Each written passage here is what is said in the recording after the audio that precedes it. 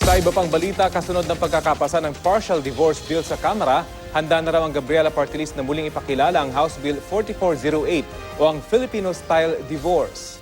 Balita hatid ni Tina Panganiban Perez.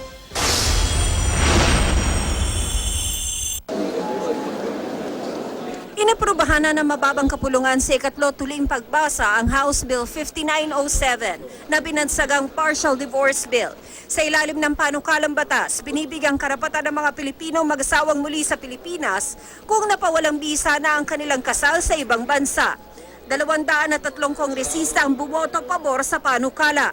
Tanging si Buhay Party List Representative Lito Atienza lang ang bumoto kontra sa panukala dahil tila minadali raw ang pagpasa rito. Yung prosesong kanilang ginawa, mali eh.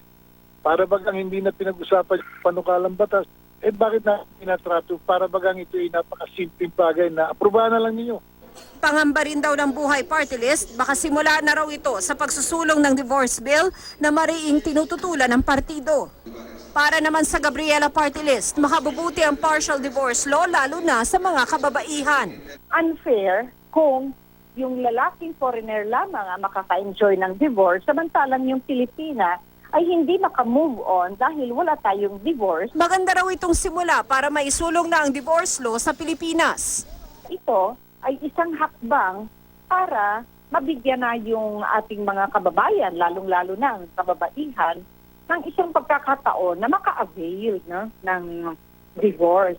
Kasi ang divorce talaga ay pangangailangan na ng panahon. Ang Pilipinas na lang ang nag-iisang bansa sa buong mundo maliban sa Vatican City State na walang divorce law. Ang pinapayagan pa lang sa ilalim ng ating batas ay ang annulment upang legal na makapaghiwalay ang mag-asawa. Sa isang annulment, ipinadedeklara walang bisa ang kasal dahil sa iba't ibang batayang teknikal tulad ng mental incapacity. Sa divorce naman, kinikilalang nagkaroon ng isang valid na kasal at pinawawakasan ito. May mga naisampa ng divorce bill sa Pilipinas sa mga nakalipas na kongreso, pero bigong umusad ang mga ito. Pinaghahandaan na ng Gabriela Party List sa muling pagpapakilala sa Kamara ng House Bill 4408 o ang Filipino-style divorce. Ang nakahimok daw sa Gabriela na muling isulong ang divorce bill ay ang sinabi noon ni Pope Francis na maaaring morally necessary para sa ilang mag-asawang maghiwalay. Pero mabilis noong nilinaw ng Catholic Bishops' Conference of the Philippines na ang tinutukoy ng Santo Papa ay legal o conjugal separation at hindi divorce. Tina Panganiban Perez, GMA News.